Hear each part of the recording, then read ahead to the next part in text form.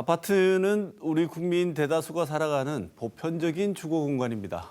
그런데 이 아파트에서 라돈 수치가 기준치 이상으로 검출되면서 심각한 문제가 발생할 수도 있다는 지적이 나오고 있습니다. 오늘 최병성 기후재난연구소 상임대표 모시고 이 문제 말씀 한번 나눠보겠습니다. 어서 오십시오, 대표님. 안녕하세요. 네. 아파트 실내에서 라돈 수치가 기준치 이상으로 검출된다는 얘기가 좀 다소 충격적으로 들리는데요. 대표님께서는 인터넷 신문상에 이 문제를 처음 이렇게 지적을 하셨는데 이 지적하신 내용하고 이게 왜 여기에 관심을 가지시게 되었는지 먼저 그 경위랑 간단한 문제 제기의 내용을 먼저 듣고 구체적인 거 한번 말씀을 더 듣겠습니다. 제가 이 시멘트가 쓰레기로 만들어져서 우리나라 시멘트가 좀 위험성이 높다라고 문제를 제기한 게 2006년부터예요. 벌써 한 18년 됐죠. 근데 시멘트 각종 쓰레기를 사용하는데 그 중에 저희가 이제 그 식량 생산을 위해서 비료를 많이 필요하잖아요.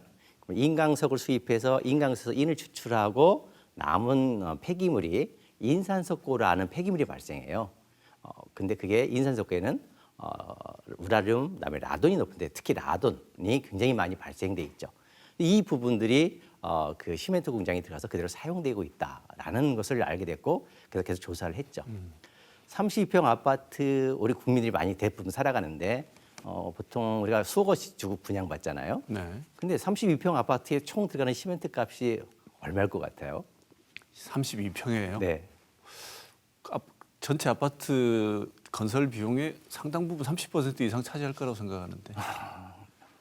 분양비 0.5%도 안 되는 200만 원이 채 안 됩니다. 아, 32평 한 평이 아니라 총 30평에 들어가는 시멘트 값이. 네. 그런데 거기에 들어가는 석고가 필요한데 그 라돈이 없는 천연 석고를 사용해도 단돈 32평이면 10,000원만 추가하면 돼요. 네. 그런데 그 단돈 10,000원을 아끼려고 국민들은 수억 원씩 분양을 받고 있는데 라돈이 펑펑 뿜어져 나오는 다량 함유된 인산석고를 사용하고 있다는 거죠. 그래서 이런 부분들이 문제가 심각하기 때문에 제가 조사를 해서 문제를 제기한 것이죠. 시작하시는 말씀만 들어도 벌써 약간 화가 나려고 하는데요.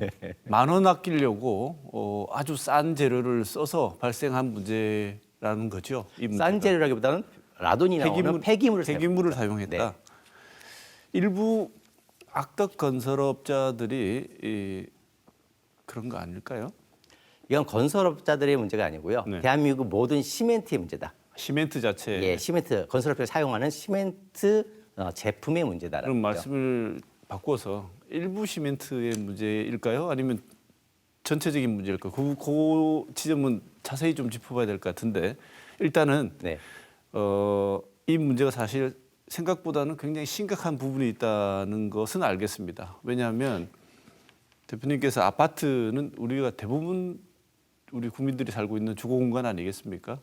근데 말씀을 하신 내용을 들어보면 시멘트의 문제이기 때문에 그럼 최근에 짓고 있는 뭐 일부 시멘트에서 발견된 건축된 아파트에서 발견된 문제입니까? 아니면 대부분의 아파트에서 시멘트를 지었으니까 다 발견되는 문제입니까? 대한민국의 모든 시멘트들은 그 각종 폐기물로 이용해서 시멘트를 만들어지고 있다. 그래서 어느 일부 시멘트만의 일부 시멘트와 일부 그 시멘트를 사용하는 건설사의 문제가 아니라 대한민국의 모든 시멘트는 폐기물을 이용해서 만들었기 때문에 동일한 문제를 가지고 있다라고 할 수 있죠. 근원적인 문제는 시멘트에서부터 출발을 한다는 말씀 같은데요. 네. 그 지점은 조금 이따가 자세히 좀 한번 짚어보겠습니다. 예전에 라돈 침대라고 사태가 있었지 않습니까? 네. 이때 기억도 새록새록 나는데요. 그때 참 장면이 침대를 막 쌓아두고 비닐 천막을 덮어두고도 사실은 접근하기가 그래가지고 이걸 어떻게 처리할 것인가 가지고도 많은 그 뉴스가 났고 했던 걸 기억이 나는데 침대만 해도 이렇게 문제가 되어가지고 그래도 라돈 침대는 치우면 되니까요. 네.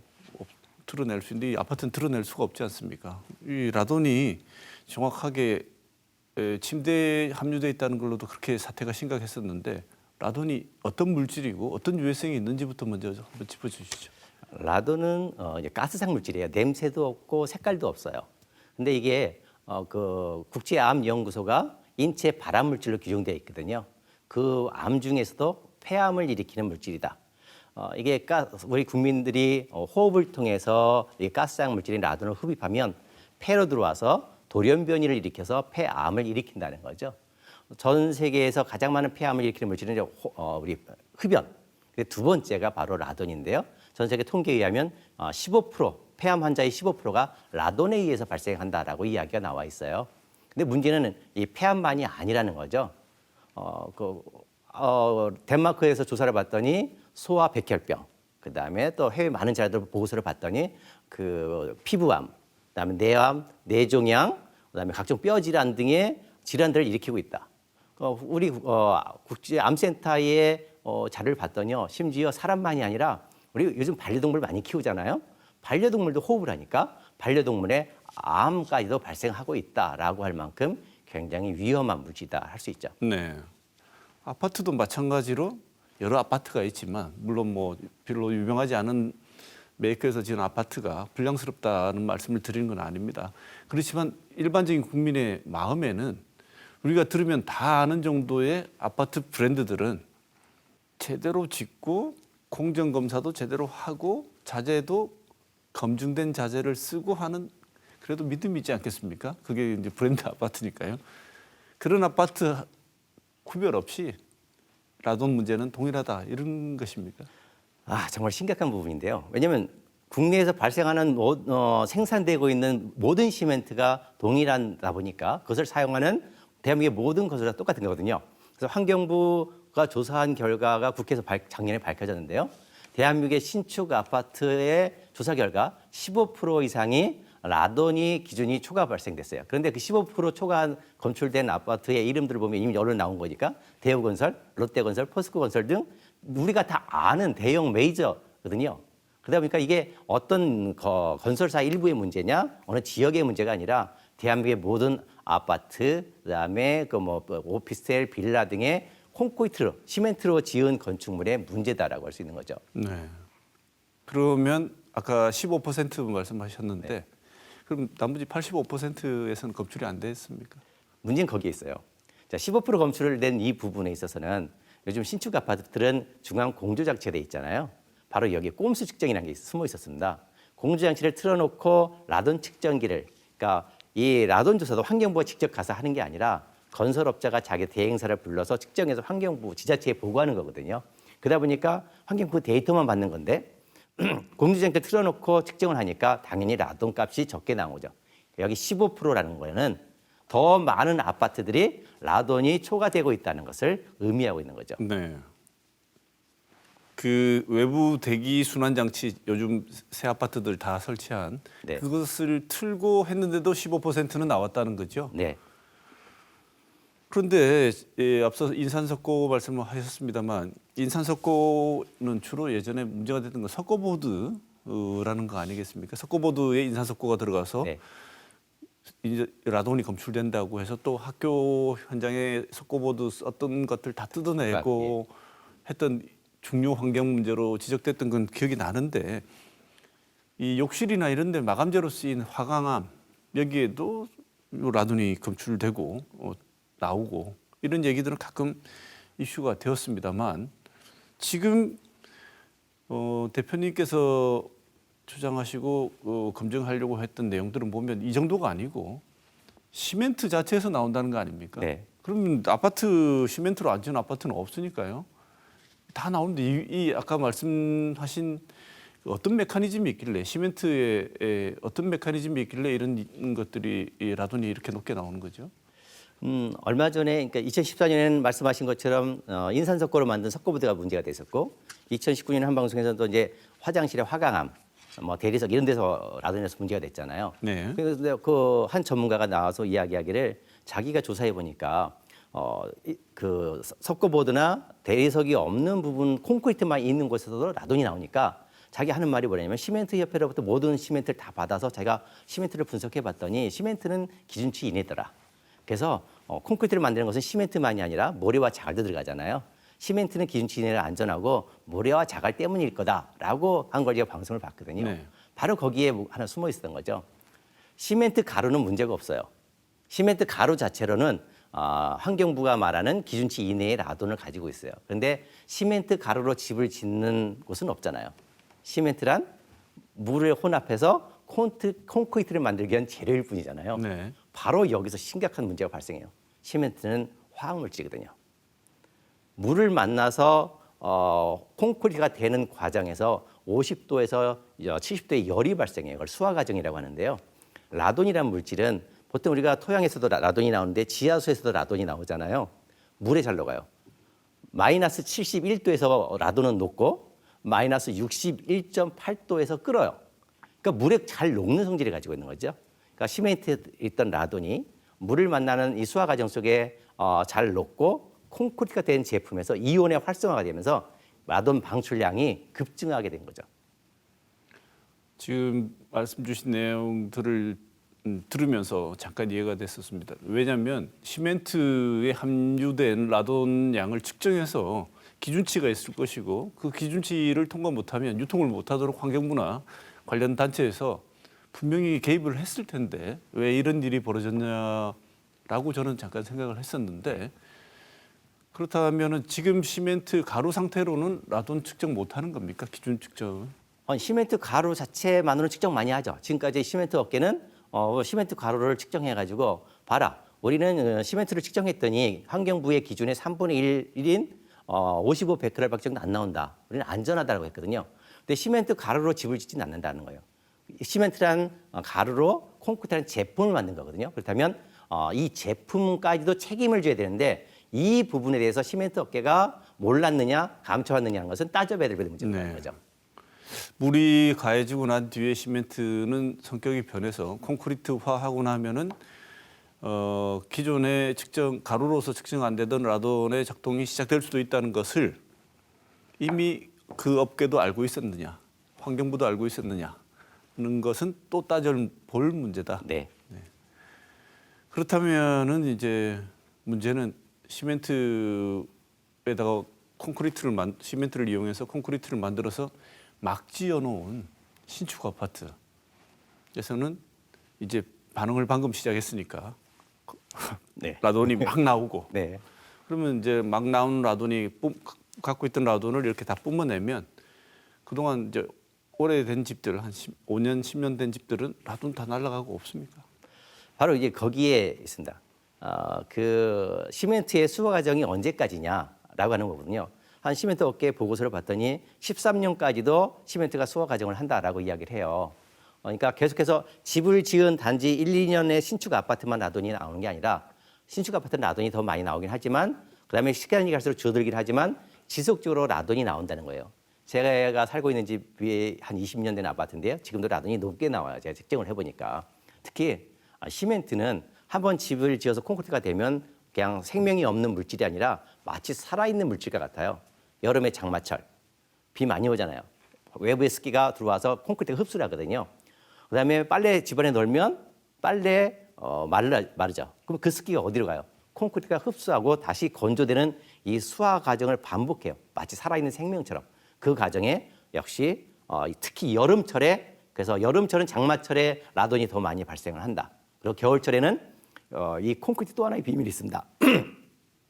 해외 자료를 봤더니요. 그 온도를 올리면 콘크리트에 열을 가하면 라돈이 더 많이 나온다는 거예요. 근데 저희는 난방 문화잖아요. 겨울철에 보일러 때죠. 그러니까 저희가 겨울철 환기를 안 해서가 아니라 보일러를 저희 방바닥에 떼고 아파트는 위층 우리 집 지붕이 위에 보일러 바닥이니까 네. 위 아래서 보일러가 더 나오는 거, 가스가 더 나온 거죠. 그래서 정말 이게 심각한 문제다라고 할 수 있는 거죠. 열을 가하고 습기를 머금으면 10년 이상이 된 아파트에서도 라돈이 기준치 이상으로 나온다. 네. 그럼 우리 나라 아파트에서 대표님 말씀에 기반해서만 판단해 보자면 라돈으로부터 안전한 아파트는 거의 없네요. 그렇죠. 참 그러면 이 아파트도 저층, 고층, 뭐 중간층 이렇게 있지 않습니까? 이게 또 그냥 위아래서 보일러 떼서 이렇게 뿜어낸다면 그다음에 같은 시멘트를 해서 이렇게 돼 있으니까 같은가요? 층은 상관없습니까? 저희가 그동안 라돈 그러면 토양에서 올라오는 지하의 토양에서 올라오는 라돈이었잖아요. 그래서 1, 2층인 단독주택일 경우 라돈의 피해를 입는다라고 많이 했는데 그 이제 저희 요즘은 60%가 이상이 고층 아파트잖아요. 그러면 이게 토양에서 나오는 라돈하고는 전혀 상관없이 그 고층 아파트를 지은 시멘트에서 나오는 라돈의 영향을 받는 거기 때문에 저층이나 중층이나 고층이 아무 상관없이 모든 층에서 라돈이 나온다라고 할 수 있는 거죠. 모든 층에서 나온다. 이제 뭐 층과는 상관없이 나온다. 지금 그 대표님 말씀 들으면 충격적이면서도 의아한 생각이 드는 게요. 많은 분들이 그러실 거예요. 아마. 한국 우리가 그래도 이제 선진국 문턱에 진입한 나라인데 환경부라는 엄연히 이런 일을 담당하는 정부의 부처가 있는데 그 놀고 있지 않을 거 아닙니까? 그리고 이 진행 과정들을 다 받고 건설 안전이라든지 이 주거 환경을 책임지는 많은 기준치들이 있고 아까 말씀드린 대로 제품 가루 자체는 검사를 해서 할 만큼 기준치들을 다 갖고 있다고 하셨는데 이 안전 기준들 다 준수해서 허가를 받고 검증받지 않으면 아파트에 살 수 있는 주거 공간으로서의 허가가 나지 않을 텐데 이 안전 기준이 얼마고 지금 평균 어느 정도 측정을 몇 군데 해보셨지 않겠습니까? 네. 검사도 해보시고 어느 정도 넘어서고 있습니까? 환경부가 정한 실내 라돈 안전 기준을 148 베크렐이라고 합니다. 그런데 여기 지금 제가 사진 하나 들고 나왔는데요. 이게 지금 그 조사를 한 자료거든요. 요 빨간 선이 148 베크렐이에요. 네. 안전 기준이. 그런데 이 신축 아파트의 거실과 안방에서 측정된 평균값이 1,120, 최대치가 1,700 베크렐입니다. 그러니까 환경부 기준의 10배가 넘는 값이 지금 방출량이 검출되고 있는 것이죠. 그다음에 이게 어느 정도의 위험 수위일까라는 것을 보면요.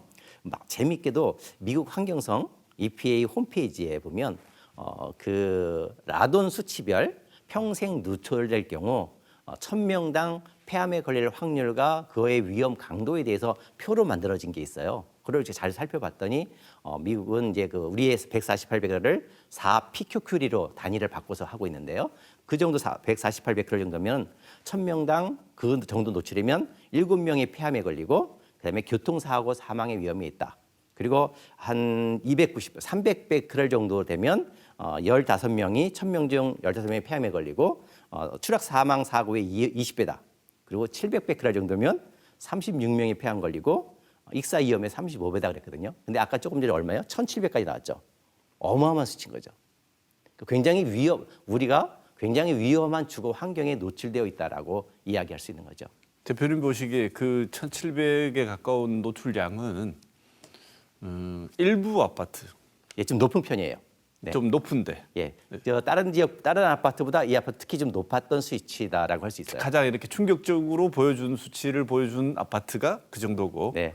그러면 일반적인 네. 10년 정도 된 아파트 혹은 금방 신축된 아파트에서는 어느 정도 나옵니까? 안전하지 않은 수치죠. 그러니까 여전히 기준치는 여전히 넘어서는. 기준치로 항상 초과야. 이게 2,700, 1,600이 이게 한 아파트만이 아니라 굉장히 많은 아파트에서 이런 수치가 나오고 있고 보통 500, 600, 800베크렐까지 140배를 몇 배를 초기한 800베크렐 평균적으로 나오고 있다라고 할 수 있어요. 그 대충 평균을 내자면 800베크렐은 나온다. 왜 800, 400, 500, 800베크렐까지 나오고 있다. 그러면 흡연보다도 훨씬 폐암의 위험이 많은 거 아니겠습니까? 그렇죠. 그럼 금연하라고 하지 말고 지금 단독주택이나 그냥 아파트를 떠나라고 폐암 걸리기 싫으면 이게 왜냐하면 너무 이 어마어마한 일이기 때문에 사실 썩 와닿지 않거든요. 왜냐하면 너무 충격의 범위가 믿겨져요. 크면 예. 믿을 수가 없지 않습니까? 설마 이렇게 내버려 뒀을까라는 생각이 들 정도지요. 근데 환경부 기준 얘기를 제가 자꾸 말씀드린 이유는 그냥 손 놓고 놀고 있었을 리가 없다는 믿음을 가지고 있기 때문에 그런 겁니다. 라돈 공고 기준도 있고 건설사 입주 전까지 라돈 수치 보고도 해야 되는데 아까 잠깐 짧게 말씀 주셨는데 이 진행 과정에서 환경부도 공고 기준이 있고 그다음에 맨 마지막 검증 기준까지 다 마련이 돼 있는데 왜 이런 일이 벌어진다고 생각하십니까?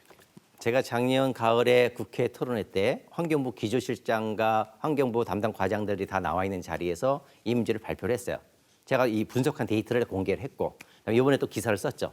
근데 지금까지 환경부는 침묵이에요. 제가 환경부가 이 관련해서 조사를 한 걸 알고 있고 그다음에 환경부 관계자들이 라돈이 가장 많이 잘 나오는 그 환경이 지금의 우리가 일반적인 생활 환경, 온도와 습도의 상황에서 라돈이 가장 발생한다는 걸 알아요. 그런데 이것이 자기들이 시인할 경우 그로 인해 발생하는 문제들을 국민들의 여론을 감당하지 못하니까 그냥 쉬쉬하고 덮고 있다라는 것을 제가 짐작을 하고 있는 거거든요. 환경부는 이미 알고 있다. 문제점을. 네. 알고 있는데 너무 제가 봐도 뒷감당이 엄청 힘들 거는 같습니다. 만약에 이게 사실로 밝혀지고 측정이 일반화된다면. 그런데 이 문제 해결도 쉽지 않아 보이는 게 대표님 말씀을 들어보면 시멘트에서 문제가 발생한다. 근데 시멘트 가루는 측정해도 기준치를 넘지 않는다. 그러면은 이제 시멘트 라돈 발생량 측정한 그 분석 데이터를 가지고는 어떻게 보면 문제가 있다는 제기도 불가능하지 않습니까? 근데 이 데이터가 이제 어떤 데이터냐면요. 그동안 이제 저한테 제보가 들어왔어요. 많은 건설사들이 이제 대진 침대를 빼냈죠. 네. 대진 침대를 빼냈으면 그 아파트 실내에 라돈이 줄어들어야 되잖아요. 대진 침대를 빼냈는데도 실내 라돈이 계속 높게 나오는 거예요. 그래서 그 원인이 뭘까 자기들 조사를 해보다가 여러 개 해보다가 시멘트를 분석해봤더니 시멘트가 콘크리트된 상태에서 라돈이 많이 나온 걸 알게 됐죠. 그래서 제가 그 건설사부터 몇 군데에서 제보를 받았고 그래서 그 시멘트 업계가 그 건설사들이 분석한 그 연구소 한국건설생활시험연구원 그 공인기관 국가 공인기관이고 환경부와 국내 많은 그 정부기관에서 다양한 실험들을 하고 있는 곳이고 시멘트 협회와 여러 가지 콘크리트 실험을 하는 공인 분석 신뢰할 수 있는 기관이거든요. 저도 가서 분석을 맡겼어요. 그래서 이게 거기서 받은 분석표거든요. 이게 하나는 시멘트고 하나는 이 시멘트로만 모래와 자갈을 빼고 시멘트로만 만든 콘크리트의 7일간의 평균 라돈 방출이에요. 시멘트만으로는 7일이 55베크랄. 정말 문제가 없어요. 그러니까 그동안 시멘트 업계와 환경부는 이걸로만 해왔던 거잖아요. 그런데 이 시멘트로 단지 물에 혼합해서 콘크리트를 만들었을 때 7일 평균 850베크럴이 넘었어요. 환경부 기준의 6배. 그래서 이 데이터 앞에 뭐 환경부가 이게 신뢰가 할 수 없다? 아니요. 이건 제가 이렇게 분석을 하고 나서 그럼 해외는 어땠을까라고 해외 자료를 찾아봤어요. 그랬더니 놀랍게도 이 해외는 이미 관련해서 수많은 보고서가 나와 있는 거예요. 시멘트에 물을 빼면 시멘트일 때보다 콘크리트가 될 때 20배, 30배의 라돈이 더 많이 방출된다. 온도로 가면 온도가 올라갈수록 더 많이 라돈이 방출된다는 논문들이 이미 나와 있는 거예요. 그런데 우리는 지금까지 이것을 감춰져 왔다는 사실인 거죠. 그런데 이게 시멘트로 만든 집의 숙명이 아니라 만약에 이게 시멘트로 집을 짓는 한 이 라돈 문제는 피할 수 없다고 한다면 이거 정말 근본적이고 인류 전체 문제인 거죠. 네. 근데 대표님이 앞서 모두에 말씀하실 때 10,000원만 더 드리면 32평 아파트 짓는데 쓸 수 있는 시멘트를 만들 때 원래 쓸 수 있는 재료 자체가 달라진다고 말씀을 주셨습니다. 그래서 쓰레기로 폐기물로 시멘트를 만든다 이런 말씀을 잠깐 주셨는데 그 말씀은 어떤 내용인지요? 이제 저희가 폐기물이 많이 발생하잖아요. 환경부가 이 폐기물 처리 부서가 환경부예요. 그러다 보니까 환경부는 폐기물을 처리해야 되고 시멘트 업계는 이제 지난해 이제 80년 IMF 터지면서 굉장히 경제 위기를 겪었죠. 그러다 보니까 폐기물을 갖다 사용하면 원료와 연료를 덜 사도 되고 그다음에 그 폐기물을 가져오면 우리 국민들이 폐기물 버릴 때 쓰레기 처리비를 버리잖아요. 기업들도 마찬가지거든요. 산업 폐기물에서 유해성이 높으니까 쓰레기 처리비가 단가가 높아요. 그 쓰레기를 가져오면서 엄청난 쓰레기 처리비를 발죠. 그래서 시멘트 업계는 꼭 먹고 알 먹고를 하고 있고 환경부는 쓰레기 처리 편하다 보니까 소각재, 하수슬러지, 분진, 공장의 온이, 반도체 공장의 슬러지, 온갖 불에 안 타는 쓰레기, 그다음에 폐타이어, 폐합성수지, 폐플라스틱, 온갖 그 불에 타는 쓰레기가 같이 혼합돼서 시멘트가 만들어져요. 이게 한번 보시면 이거예요. 시멘트 공장에 쌓여 있는 쓰레기입니다. 소각제, 분진, 하수지, 오온이 저희가 알 수 없는 온갖 쓰레기들이 다 쌓여있죠. 이걸 섞어서 시멘트를 만들거든요. 여기에 어떤 유해 물질이 섞여 있는지 우리가 알지 못하죠. 이거에 대한 검증이 안 돼 있어요. 최근에 어떤 일이 벌어졌었냐면요. 단양에 있는 한 시멘트 공장에 이제 쓰레기를 가지고 이제 시멘트 공장에 반입을 했잖아요. 근데 어느 공장에서 발생한 쓰레기인지 그 쓰레기를 하역을 하다가 이 하역 트럭 운전수가 황화수소, 그냥 순간 황화수소 가스에 중독이 돼서 사망을 했어요. 아니 우리 집을 짓는 시멘트를 만드는 시멘트 공장인데 거기에 시멘트를 만들기 위해 반입한 쓰레기가 그 황화가스를 중독해서 이 트럭 운전수 사망할 정도였으니까요. 심각한 상황이다. 네. 어떤 쓰레기가 들어가느냐에 따라서 시멘트의 유해물질이 달라지고 있다라고 할 수 있는 거죠. 그러면 좀 어설픈 질문이지만 하나 드리고 싶은 깨끗한 시멘트는 없습니까 한국에? 하나 있습니다. 저도 최근에 알아봤더니요. 정말 그 폐기물을 안 넣고 깨끗하게 항상 그래서 그 시멘트는 유니온 시멘트라고 있어요. 청주에 있는 유니온 시멘트라는 회사인데요. 거기에는 폐기물을 안 넣어요. 그러다 보니까 발암물질 육가크롬도 항상 불검출, 중금속 인체에 유해한 중금속도 거의 불검출인 상태로 정말 깨끗한 시멘트를 만드는 곳이 있거든요. 그러니까 제조 기술의 문제가 아니라 시멘트에 어떤 쓰레기를 넣느냐에 따라서 시멘트의 발암물질과 유해물질이 달라지고 있다는 것을 말하는 거죠. 그게 지금 모범적이고 깨끗한 시멘트가 아니고 네. 모든 시멘트의 기준이 되어야 될 것 같은데 환경부는 왜 용인을 넘어서서 환경부도 이런 시멘트 생산에 중요한 원인을 제공한 원인 제공자다 이렇게 보시는군요. 저는 그 MBC 한 방송에서 환경부 담당 과장이 이렇게 이야기를 했어요. 환경부는 쓰레기를 치워야 되고 시멘트 업계는 쓰레기를 가져서 돈을 버니까 서로 윈윈해서 이렇게 이런 사태가 벌어졌다라고 시인을 한 적이 있거든요. 그래서 이게 국민의 건강. 사실 시멘트값 아까 말씀드린 시멘트값 얼마 안 되잖아요. 깨끗한 시멘트, 쓰레기 넣지 않은 깨끗한 시멘트를 만들어도 한 50만 원만 추가하면 돼요. 네. 30평 아파트에 우리 시멘트값 200만 원이 안 되는데 그런데 이게 국민의 안전과 환경은 고려되지 않고 환경부의 편의주의에 의해서 벌어진 일이다라고 할 수 있는 거죠. 환경부 관계자나 시멘트 업계 사장들 제조 메커니즘 아는 사람들도 아파트 살지 않을까요? 살죠. 갈 데가 없으니까. 예. 참 그러면 지금 어쨌든 나온다는 건 확실하다는 말씀이신데 침대는 드러내면 되는데 아파트는 어떻게 해볼 방법이 없지 않습니까? 근데 계속 나오기는 한다는 거죠. 보일러 때문에 더 하고. 네. 그나마 이 지금 현재 상황에서 라돈 피해를 좀 줄이고 막아볼 수 있는 방법, 조금 줄여볼 수 있는 방법, 뭐 어떤 게 있을까요? 크게 한 두 가지로 분류할 수 있을 것 같아요. 우선은 지금 지어지고 있는 집에 대한 대책과 이미 지어진 집에 살고 있는 사람의 대책인 거겠죠. 지금 짓고 있는 아파트, 신축 아파트를 위해서 라돈이 없는 정말 라돈을 최소화할 수 있는 안전한 시멘트 대책이 시급하다라고 할 수 있는 거고요.